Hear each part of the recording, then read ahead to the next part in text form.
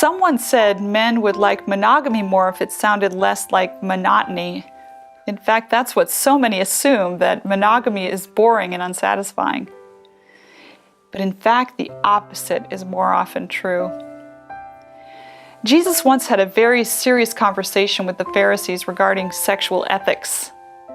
The Pharisees were experts in the law, who were so divorced from the true spirit and intent of the law that they ended up crucifying the author of the law. These Pharisees cited the common practice of men divorcing their wives by simply handing them a certificate and sending them away. Jesus condemned this practice. He said that the two were one flesh. He said Moses allowed divorce as an accommodation, that it wasn't ideal. He went on to say that men who divorced their wives for any reason other than adultery committed adultery when they remarried. Obviously, Jesus' standards tower over human standards. He wanted a depth of commitment in marriage that is foreign to us today. The disciples reacted to this teaching with an appropriate, "If the relationship of the man with his wife is like this, it is better not to marry." And I think they were right. The time, money, resources, emotional pain, and damage to everyone involved in a divorce, especially to children, is huge.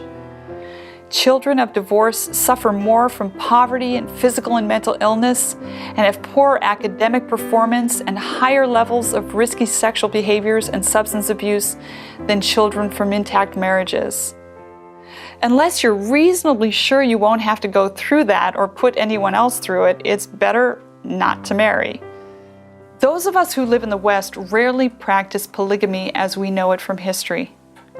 This practice of multiple wives caused social problems, such as older, wealthier men stockpiling wives, leaving younger men wifeless, and a crime risk. As a result, polygamy is illegal in the United States and most of Europe. Or is it? Could it be that we in the West have a kind of polygamy where people marry, divorce, and remarry, just stretching the multiple spouses out over time? So maybe before we consign polygamy to the heathen, we should take account of our own culturally accepted forms of it, where we abandon a marriage because it gets boring or unfulfilling. Now, I'm not condemning all divorce, and more importantly, neither does God. My purpose is to show the positive effects of God's plan of long-term fidelity and commitment in marriage. See, when we first fall in love, the euphoria of that experience literally shuts down the circuit from the nucleus accumbens to the amygdala. This circuit processes negative information. This shutdown is to account for that blindness to the flaws of our partner, so characteristic of new love. The brain can remain in this in-love state for a maximum of about 2 years before it becomes literally impossible to sustain neurologically. See, romance is a stressor, causing spikes in stress hormones and dopamine. Apparently, serotonin, our mood-regulating hormone, actually drops, thought to be responsible for the obsessive-compulsive behaviors common in love people who obsess over their partners. My point is that nobody can sustain that forever. Fortunately, passionate love moves to compassionate love, from hot to warm. As the songwriter Carly Simon described it, the stuff that dreams are made of, the slow and steady fire. And see, the passion phase ministers to this attachment process. The high levels of oxytocin, vasopressin, dopamine, and other hormones involved in lovemaking create a neurological environment conducive to long-term attachment. Now, outside of a committed relationship, this bonding can result in very painful separation.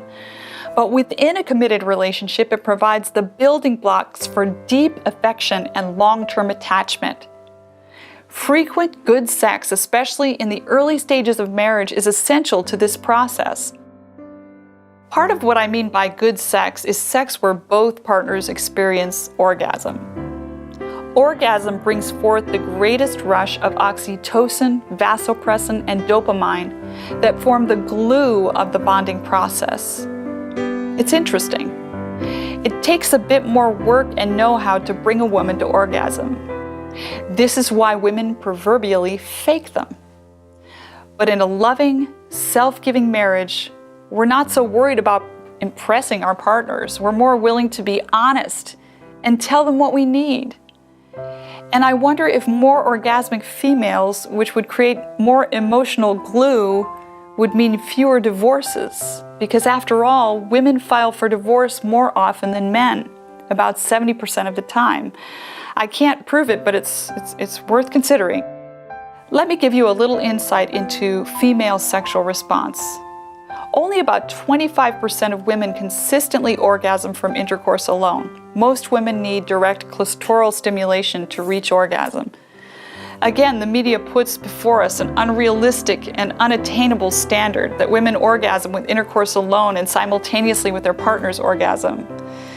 But this doesn't reflect reality in most cases. While some women may have that experience, most need more direct stimulation. Men's sexual organs are on the outside of their bodies and receive abundant direct stimulation in intercourse. Not so with women. Sexual pleasure tends to be a little more complicated for them. You know, the words used for God's creation of Adam and Eve are different words. One might say God sculpted Adam like a potter sculpts clay, but God architected Eve. Women are a little more complicated physically and emotionally. So one of the most important ways to improve sex for women is for women to communicate some of that complexity. It helps when men ask, but women, don't be shy. Tell the guy. Open, honest communication lies at the heart of love and lovemaking. It's the committed, secure relationship that enables a person to communicate intimate, personal details. The trust necessary for true intimacy and sexual fulfillment, which coincides with it, can only be built if you know that person is all in with you. Transient, casual romances, as hot as they may be, can't ultimately bring out the best in lovers. Committed forever relationships can, at least potentially. What better form for that commitment to take than a lifelong marriage? We might say that the brain possesses three basic partnering systems: lust, romance, and attachment, correlating with hormones, dopamine, and oxytocin. God gave us all these chemicals to create a kind of brain symphony that gives pleasure, joy, and ultimately deep, abiding love. We may attempt to separate them, living in lust with its casual sex, or go from one romantic fling to another.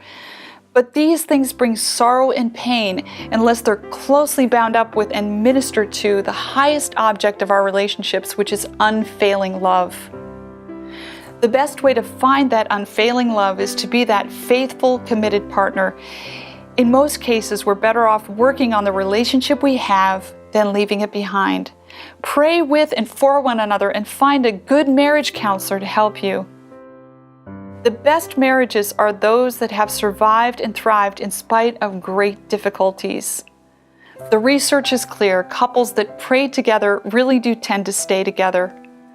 Something as difficult and as far-reaching as marriage certainly requires divine power to sustain. So whether you're single and want to choose the right partner, married and want to stay that way, or divorced and need to heal and move on, prayer can make a big difference. Just talk to God as you would to a friend and see if He doesn't come through for you.